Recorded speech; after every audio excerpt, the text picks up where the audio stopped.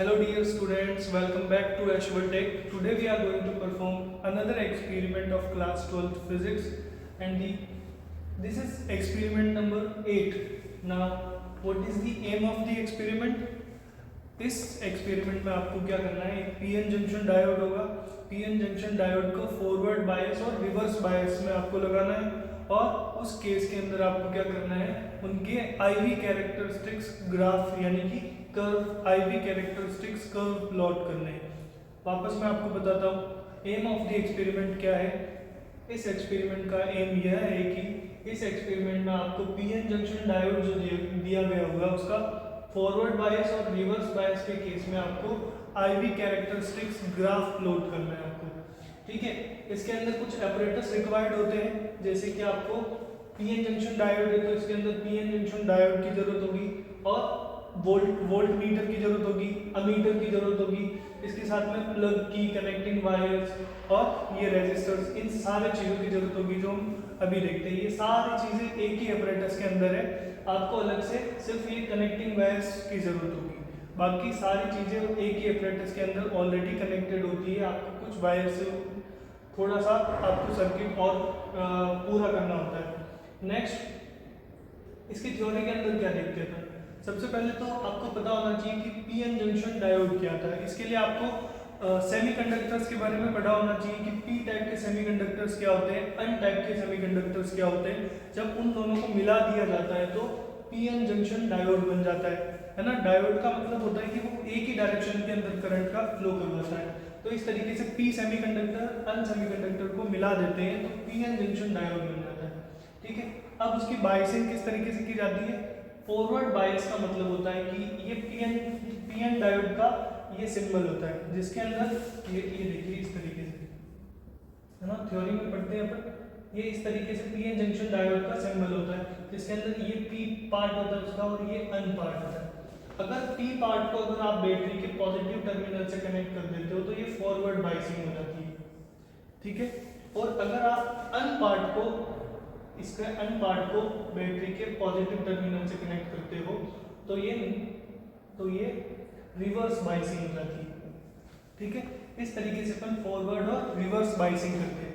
इसके बाद आपको क्या करना है, इस एपरेटस, अच्छा इसके अंदर ये ध्यान रखना होता है आपको कि फॉरवर्ड बायसिंग जो होती है उसके अंदर आपको कम वोल्टेज की जरूरत होगी। कम वोल्टेज के अंदर ही आपको अप्रोप्रिएट करंट मिल जाएगा अच्छा खासा, है ना, यानी कि वो मिली एम्पियर की रेंज के अंदर होगा।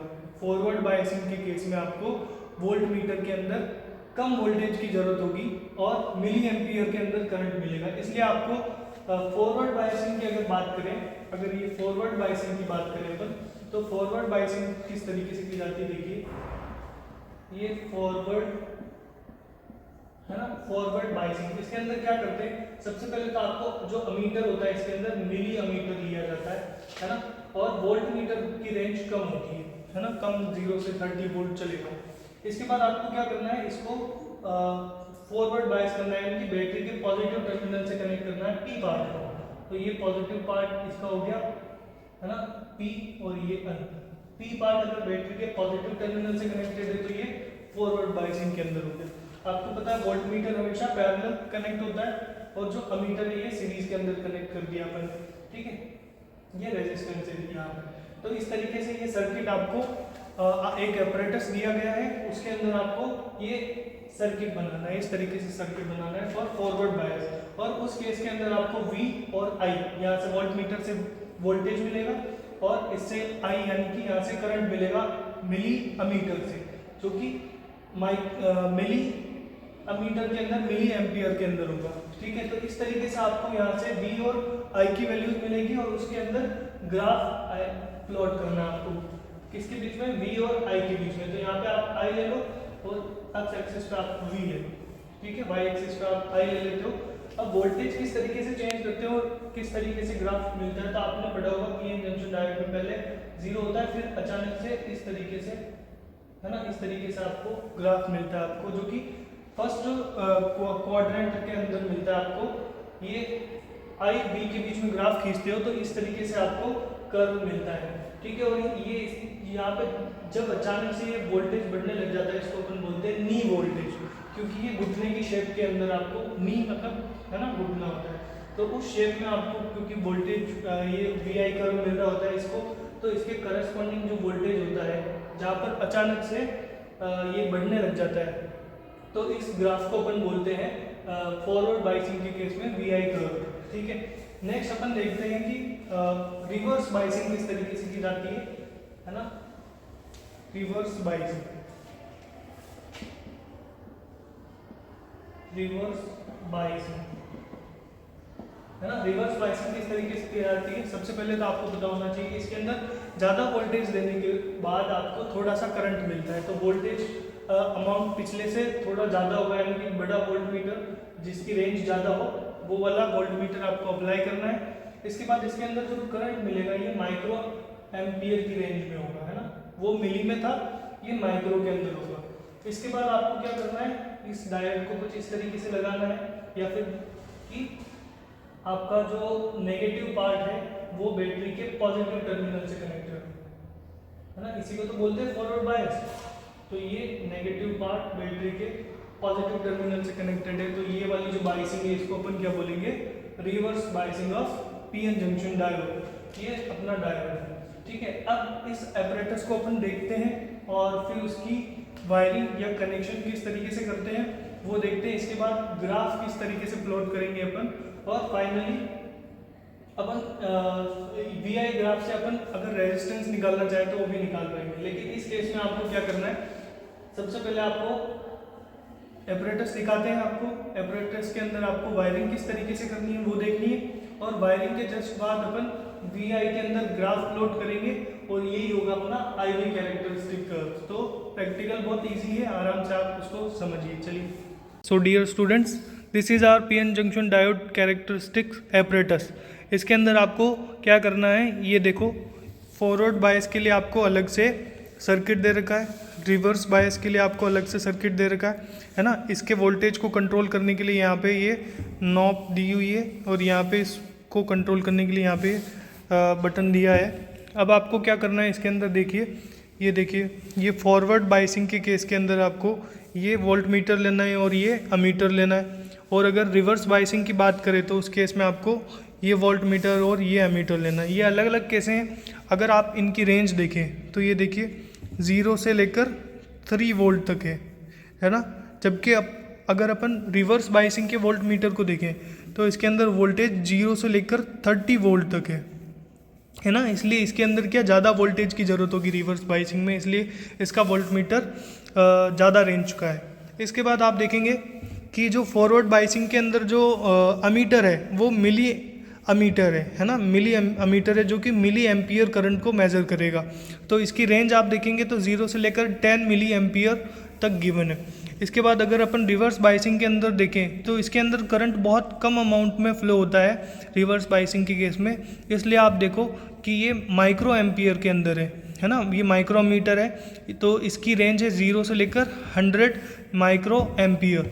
तो ये आपने रेंज देखी। इसके बाद आपको ये जो एपरेटस है इसके अंदर आपको हर एक वोल्ट मीटर अमीटर के लिए लीस्ट काउंट निकालना आना चाहिए। तो आप लीस्ट काउंट कैसे निकालेंगे, देखिए। तो लीस्ट काउंट का क्या मतलब होता है कि हर एक जो इंडिविजुअल यहाँ पे जो आपको डिवीज़न दिख रहा है वो कितना मेज़र कर सकता है। फॉर एग्जांपल जैसे आप यहाँ से 0 से 0.5 देखेंगे तो 0 से 0.5 के बीच में कितने डिवीजन्स है, नंबर ऑफ डिवीजन्स 10, यानी कि 10 डिवीजन्स मिलके बनाते हैं 0.5 वोल्ट, है ना। 10 डिवीजन्स मिलके बनाते हैं 0.5 वोल्ट। तो 1 डिवीजन्स कितना बनाएगा, 1 डिवीजन यानी कि 0.5 को डिवाइड करोगे आप, इसके बीच में 10 लाइन्स है ना। तो 10 से डिवाइड करोगे तो ये अपना बन जाएगा 0.5 divide by 10 which is 0.05 volt. ये आपका लिस्ट काउंट हो जाएगा फॉरवर्ड बाइसिंग के केस में वोल्ट मीटर का। नेक्स्ट अगर आप इस मिली एमीटर की बात करेंगे तो मिली एमीटर में आपको क्या देखना है, 2 मिली एम्पियर है ना, यानी कि 10 डिविजन्स मिलके बना रहे हैं 2 मिली एम्पियर। तो एक डिवीजन के लिए कितना करंट होगा, करंट का क्या अमाउंट होगा, तो एक डिवीजन के लिए 2 divide by 10 which is 0.2 milli ampere. ये लिस्ट काउंट हो गया अपना मिली अमीटर का। नेक्स्ट अगर आप देखना चाहें तो रिवर्स बाइसिंग के केस में जो वोल्ट मीटर यूज़ में आएगा उसका जो लीस्ट काउंट निकालते हैं तो आप देखते हैं कि 10 डिविजन्स मिलके बना रहे हैं 5 वोल्ट, है ना। 10 डिविजन्स मिलके बना रहे हैं 5 वोल्ट, तो एक डिवीजन कितना बनाएगा 5 divide by 10 which is 0.5, I think 0.5 बनाएगा ये। इसका लीस्ट काउंट हो जाएगा अपना 0.5। नेक्स्ट माइक्रो अमीटर, है ना, किस में, रिवर्स बाइसिंग के केस में। तो इसमें क्या 20 माइक्रो एम्पियर, यानी कि 10 डिविजन्स मिलके बनाते हैं 20 माइक्रो एम्पियर। तो एक डिवीजन यानी कि 20 divide by 10 which is 2 micro ampere. तो माइक्रो अमीटर है, उसका लीस्ट काउंट हो गया अपने पास 2 माइक्रो एम्पियर। तो इस तरीके से अपन सबके लिए लीस्ट काउंट निकाल लेते हैं, है ना। अब आपको ये फॉरवर्ड बाइसिंग और रिवर्स बाइसिंग के लिए अलग अलग सर्किट दे रखी है। आपको ये अंदर से कनेक्टेड है, तो आपको बहुत ज़्यादा इसके अंदर कनेक्शन करने भी नहीं है। आपको क्या करना है, सिर्फ यहाँ पर वोल्ट मीटर ऐड करना है which should be parallel to this circuit. तो आपको वोल्ट मीटर यहाँ पे पैरेलल ऐड कर देना है और यहाँ पर मिली अमीटर लगाना है ना, यानी कि ये वाला अमीटर यहाँ कनेक्ट करना है और ये वाला वोल्ट मीटर यहाँ कनेक्ट करना है, ठीक है। इसके बाद अगर रिवर्स बाइसिंग की बात करें तो रिवर्स बाइसिंग के अंदर क्या करना होता है, ये सिर्फ ये वोल्ट मीटर है यहाँ पे कनेक्ट करना है और ये जो माइक्रोमीटर है यहाँ पे सीरीज़ के अंदर कनेक्ट कर देना है। तो इस तरीके से कनेक्शन पूरा होगा। मैं आपको कनेक्शन पूरा करने से पहले एक चीज़ और बताना चाहता हूँ कि ये जो एपरेटस आप एग्ज़ाम में देखेंगे ज़रूरी नहीं कि यही वाला है, इसके अलावा एक एपरेटस और होता है, एक एपरेटस और होता है। ये एपरेटस कुछ इस तरीके से दिखता है, तो आप लोग कंफ्यूज नहीं होंगे। ये जेनर डायोड एपरेटस है, इसको अपन पीएन जंक्शन डायोड के रूप में भी यूज़ ले सकते हैं। अब हम इस पीएन जंक्शन डायोड जो है, ये एपरेटस है, इसका कनेक्शन करना सीखेंगे। तो आपको सबसे पहले क्या इसमें पावर की ज़रूरत होगी। तो पावर के लिए यहाँ पे ये वायर दे रखा है, इसको कनेक्ट करना है पावर सोर्स से, ठीक है। ये इसके अंदर इस तरीके से पावर आ जाएगा। अभी इसको बंद रखते हैं, इससे पहले इसका फॉरवर्ड बाइसिंग कर देते हैं और रिवर्स बाइसिंग कर देते हैं। आपको पता है फॉरवर्ड बाइसिंग के अंदर जो पी जो होता है, पी पार्ट होता है डायोड का, वो कनेक्ट होता है बैटरी के पॉजिटिव टर्मिनल से। तो इसके अंदर ऑलरेडी ये कनेक्टेड होता है अंदर से, और इसी के अंदर रिवर्स बाइसिंग दे रखा है। तो रिवर्स बाइसिंग में आपको पता है कि पॉजिटिव जो होता है बैटरी के नेगेटिव से कनेक्ट होता है ना, बैटरी के नेगेटिव पार्ट से कनेक्ट होता है। तो ये नेगेटिव पार्ट है, तो ये ऑलरेडी अंदर की तरफ कनेक्ट है। आपको क्या करना है, सिर्फ इसमें वोल्ट मीटर और माइक्रोमीटर कनेक्ट करना है। तो जिसका भी साइन आपको यहाँ पे दिया है तो इजी हो जाता है। अब आपको क्या करना है, इसको प्लस को प्लस से कनेक्ट करना है, माइनस को माइनस। आपको इस एपरेटस में सिर्फ यही चीज़ ध्यान रखनी है कि प्लस को प्लस से कनेक्ट करना है, माइनस को माइनस से कनेक्ट करना है, ठीक है। तो आप इस केस में देखो, ये माइनस है यहाँ पे, है ना। तो इसको मैंने वोल्ट मीटर यहाँ पे साइन दे रखा है, इसको मैंने कनेक्ट कर दिया वो माइनस को माइनस से, ठीक है। अब आपको ये इधर कनेक्टिंग वायर्स रखे हैं, ये सब कनेक्टिंग वायर्स हैं, इन सबको आपको यूज़ करना है और कनेक्शन बनाना है। अब आपको ये यहाँ पे लगाना है, ये आपको पॉजिटिव को पॉजिटिव से लगाना है, ठीक है। तो ये आपका वोल्ट मीटर लग चुका है इनके बीच में, यानी कि पैरेलल। अब आपको क्या करना है, ये यहाँ पे ये जो माइक्रोमीटर है इसको यहाँ पे आपको सीरीज़ के अंदर लगाना है। तो आपको क्या करना है, वही नेगेटिव है, इसको ये नेगेटिव से कनेक्ट कर दिया मैंने। ये यहाँ पे रेड कलर दे रखा है, इससे कंफ्यूज नहीं होना, ठीक है। और ये इस तरीके से पॉजिटिव को पॉजिटिव से कनेक्ट कर देना है। तो ये आपकी फॉरवर्ड बाइसिंग हो चुकी है। बस ये इतना करना है आपको, वोल्ट मीटर और अमीटर को कनेक्ट करना है। और इस तरीके से ये देखिए, ये अपने वोल्ट मीटर को कनेक्ट कर दिया, ये अपना अमीटर को कनेक्ट कर दिया, इस तरीके से। अभी आप अगर रिवर्स बाइसिंग का भी करोगे तो उसके अंदर थोड़ा ये कॉम्प्लिकेटेड दिखेगा, तो आपको कंफ्यूज नहीं होना है। सबसे पहले आपको क्या करना है, फॉरवर्ड बाइसिंग अभी मैंने सही से कनेक्ट किया है कि नहीं किया, आपको ये स्विच ऑन करना है। इसके बाद यहाँ पे एक ये दे रखा है, यहाँ से स्विच ऑन करना है, ऑन कर दिया।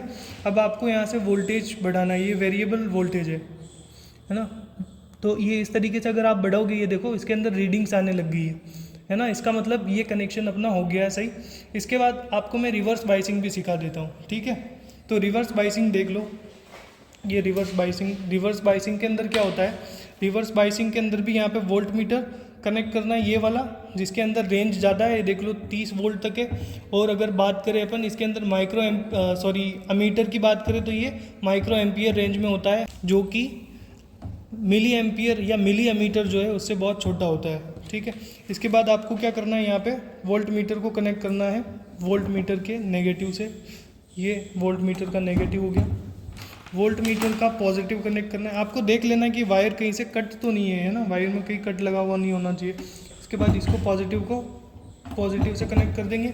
ये आपका वोल्ट मीटर कनेक्ट हो गया। अब आपको क्या करना है, ये जो अमीटर है उसको कनेक्ट करना है सीरीज़ के अंदर। तो सीरीज़ में ये देखो, यहाँ से ये पॉजिटिव लिया मैंने, और ध्यान रखना ये इधर पॉजिटिव में लगाना। इसके बाद ये यहाँ पे नेगेटिव दे रखा है, और ये देखिए ये नेगेटिव में मैंने लगा दिया। ये इस तरीके से, ये लगने के बाद आपको बहुत कॉम्प्लिकेटेड दिखता है, लेकिन ये बहुत इजी है।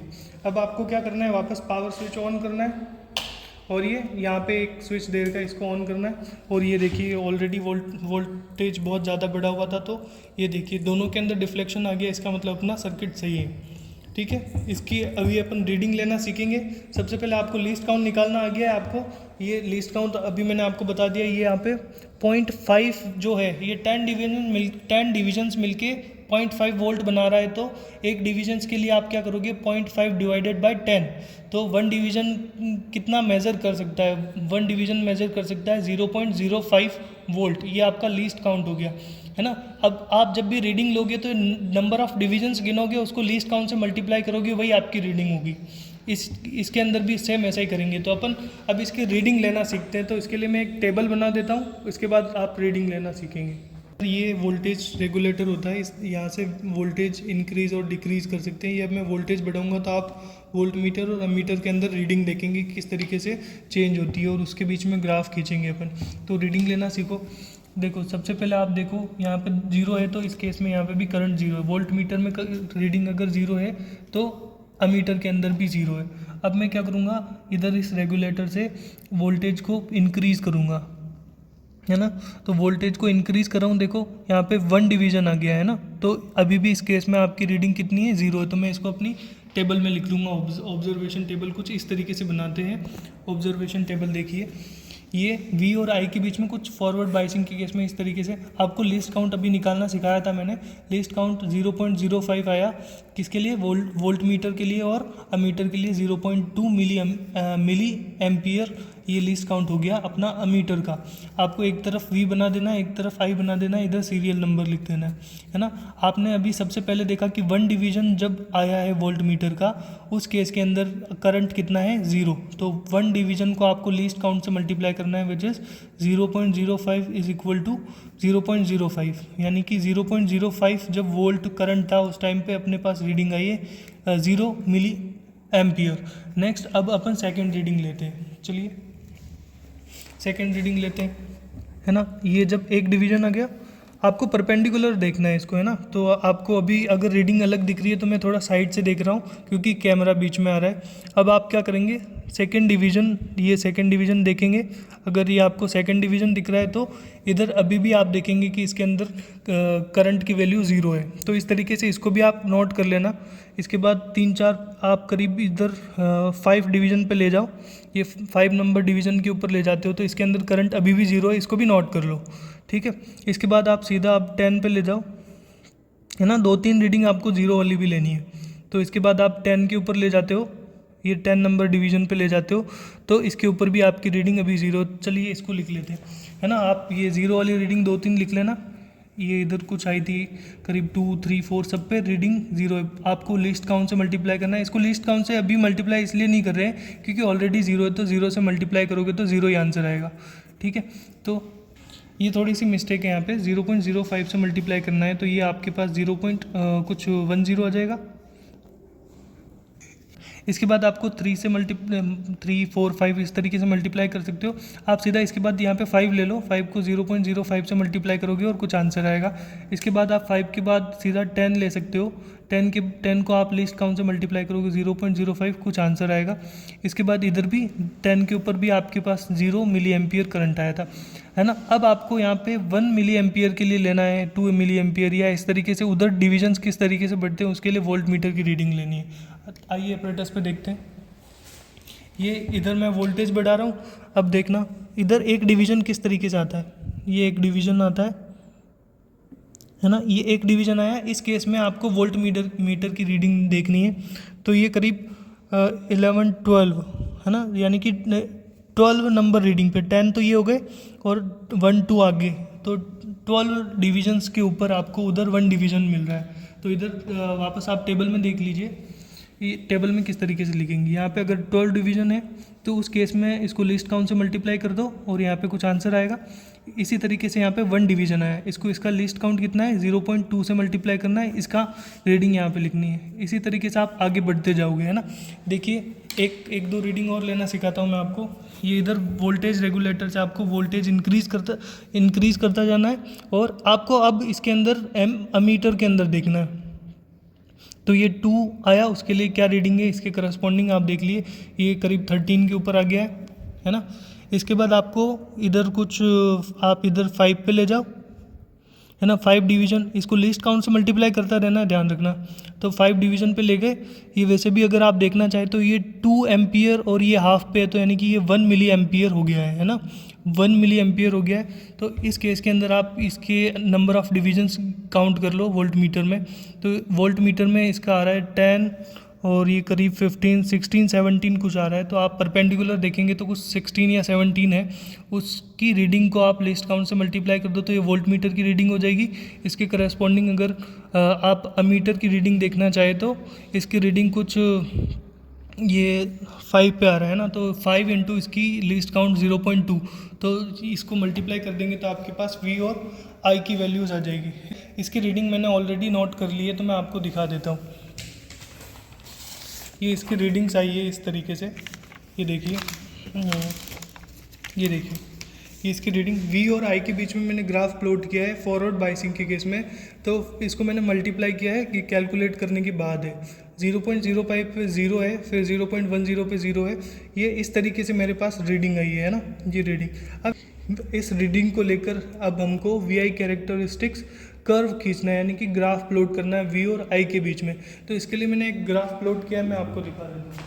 तो ये कुछ इस तरीके से ग्राफ दिखाई देता है, ये देखिए, ये ग्राफ दिखाई देता है, ये इस तरीके से ग्राफ दिखाई देता है। इसके अंदर आप स्केल देख लीजिएगा, आपको क्या करना है, ये 0.10, 0.20 आप स्केल अलग भी ले सकते हैं, पर ये कुछ ग्राफ इस तरीके से बनेगा। 0.10 एक्स एक्सिस पे मैंने वोल्टेज को लिया है, यानी कि वोल्ट मीटर की रीडिंग को लिया है, और यहाँ पे करंट को लिया है मैंने वाई एक्सिस के ऊपर। और जब मैं इसके अंदर कोई पर्टिकुलर डिफरेंस लेके जब एक स्केल डिसाइड करके इनके बीच में ग्राफ प्लॉट करता हूँ, तो ये जो टेबल दिख रही है आपको, है ना, V और I, इनको इनके बीच में ग्राफ प्लॉट करते हैं तो कुछ इस तरीके से कर्व आता है ना। ये फॉरवर्ड बाइसिंग के केस में VI कैरेक्टरिस्टिक्स कर्व है। अब हम रिवर्स बाइसिंग के केस के अंदर VI कैरेक्टरिस्टिक कर्व को देखते हैं। अब आपको क्या करना है, फॉरवर्ड बाइसिंग के केस के अंदर यही वापस रीडिंग्स लेनी है, लेकिन फॉरवर्ड बाइसिंग के अंदर। तो ये इस तरीके से फॉरवर्ड बाइसिंग की है अपन ने।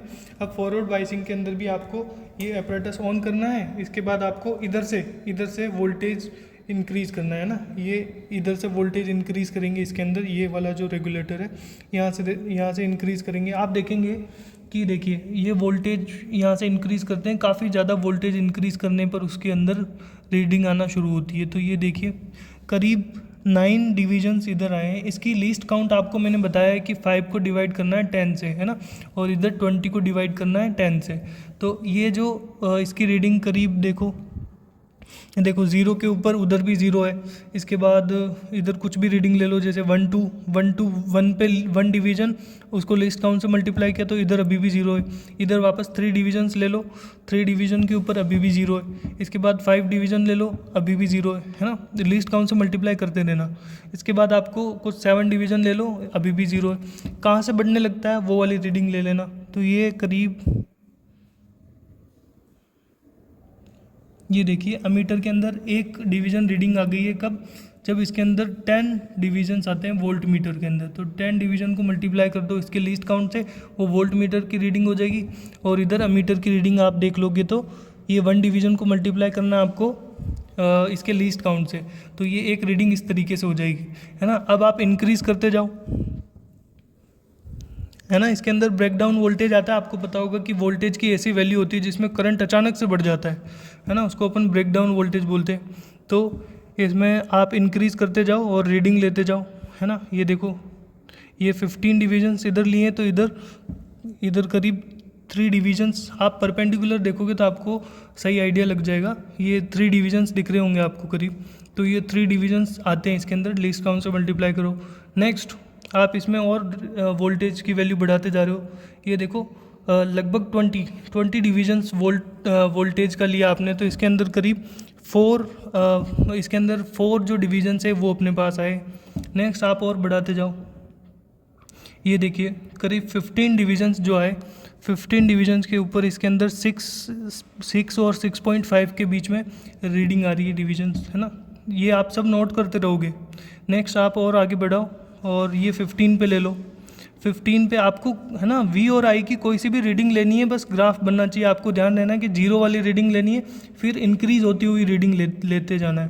तो ये 15 पे रीडिंग आपके पास करीब 5, 6, 7, 8 है ना, तो ये 8 डिविजन्स के आसपास दिख रहा है। नेक्स्ट और रीडिंग बढ़ाते जा रहा हूँ तो मैं, ये देखो 25 के ऊपर इधर करीब 10 डिविजन्स आ गए हैं ना। तो वोल्ट मीटर के जो 10 डिविजन्स 10, 20, 30, 35 है ना, 35 डिविजन्स हो गए हैं इधर। अब देखिए ये वोल्ट मीटर है, इसके 35 डिविजन्स है। इसके ऊपर अभी जो अमीटर है उसकी रीडिंग आ रही है अपने पास 10, है ना। इसको लीस्ट काउंट से मल्टीप्लाई करना है।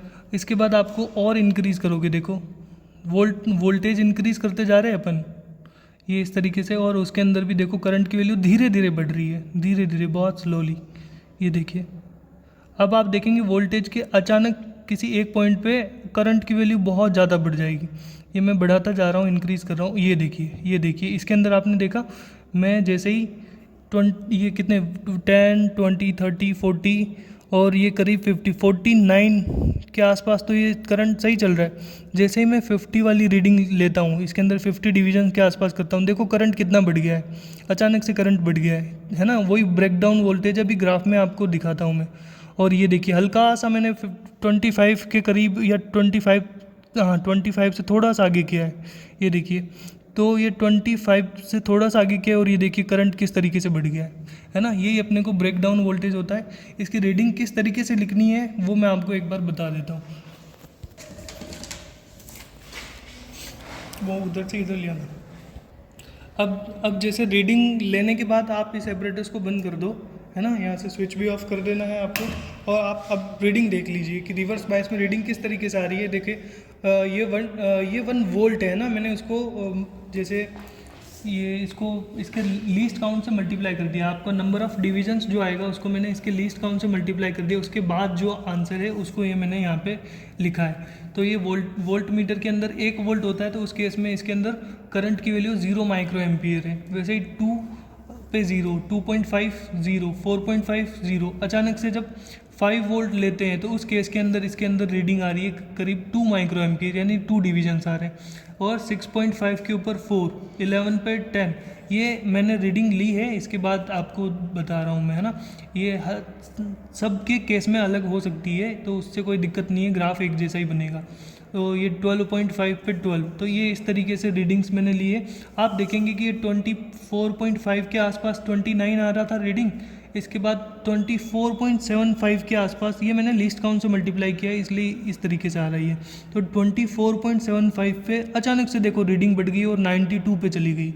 और 25 के बाद तो करंट इतना बढ़ गया कि उसको अपन मेज़र भी नहीं कर सकते अपने डिवाइस से, इसलिए मैंने इसको इनफाइनाइट लिया है ना। तो ये अचानक से करंट बढ़ गया है। इस केस के अंदर जो अपना ग्राफ रिवर्स बायस में किस तरीके से बनता है, ये देखिए। रिवर्स बायसिंग के अंदर आपको ग्राफ कुछ इस तरीके से मिलेगा। ये आपको थर्ड क्वाड्रेंट के अंदर मिलेगा। आपको जो फॉरवर्ड बायसिंग थी उसके अंदर फर्स्ट क्वाड्रेंट के अंदर आपको मिल रहा था ग्राफ, और इसके अंदर आपको थर्ड क्वाड्रेंट के अंदर मिलेगा, जिसमें आपको नेगेटिव एक्स एक्सिस के ऊपर आपको वोल्टेज लेना है और नेगेटिव वाई एक्सिस पे आपको लेना है करंट, जो कि माइक्रो एम्पियर में है। अब आप इस रीडिंग को आप देखते जाएंगे और एक स्केल बना लेंगे इसकी, और इसके बाद आप अगर इसको पॉइंट्स लगाएंगे और इसको फ्री हैंड से ज्वाइन कर देंगे तो इस तरीके से ग्राफ मिलेगा। और मेरे करीब ये यहाँ पे जाके इसका ब्रेकडाउन वोल्टेज मिला है। ब्रेकडाउन वोल्टेज क्या होता है, वो वोल्टेज की वह वैल्यू जिसके ऊपर आपका करंट अचानक से बहुत बढ़ जाता है। किस केस में, रिवर्स बायसिंग के अंदर। तो इसको अगर पीछे मिलाएंगे अपन तो ये करीब 24 से आगे यानी कि 24.23 वोल्ट है, उसके ऊपर आपको करंट अचानक से बहुत ज़्यादा बढ़ा हुआ मिलेगा। तो इसको अपन बोलते हैं ब्रेक डाउन वोल्टेज। लेकिन अभी अपन को सिर्फ IV ग्राफ प्लॉट करने के लिए बोला गया है, तो इसलिए मैंने एक ग्राफ प्लॉट किया है, कुछ इस तरीके से दिखेगा। तो इस तरीके से आप इस एपरेटस की रीडिंग ले सकते हैं। PN जंक्शन डायोड में V और I के बीच में अच्छे से ग्राफ प्लॉट कर सकते हैं। और ये इस तरीके से अपना जो एक्सपेरिमेंट नंबर 8 है वो सक्सेसफुली कंप्लीट होता है। इसके अंदर आपको ध्यान यही रखना है कि आपको एक तो ये कनेक्शन सही करने हैं, इसके बाद रीडिंग हमेशा परपेंडिकुलर लेना है। आज जो अभी मैंने ये रीडिंग ली है थोड़ा सा लेफ़्ट साइड से ली है क्योंकि ये शूट करना भी होता है, तो उस केस के अंदर आपको क्या परपेंडिकुलर रीडिंग लेनी है, नंबर ऑफ़ डिवीज़न देखने, लीस्ट काउंट से मल्टीप्लाई करना है और आपका ग्राफ अच्छे से बन जाएगा। थोड़ा आइडिया आपको थ्योरेटिकली भी होना चाहिए कि किस तरीके से ग्राफ बनता है। तो ठीक है, आज के लिए यही समाप्त करते हैं। Thanks for watching.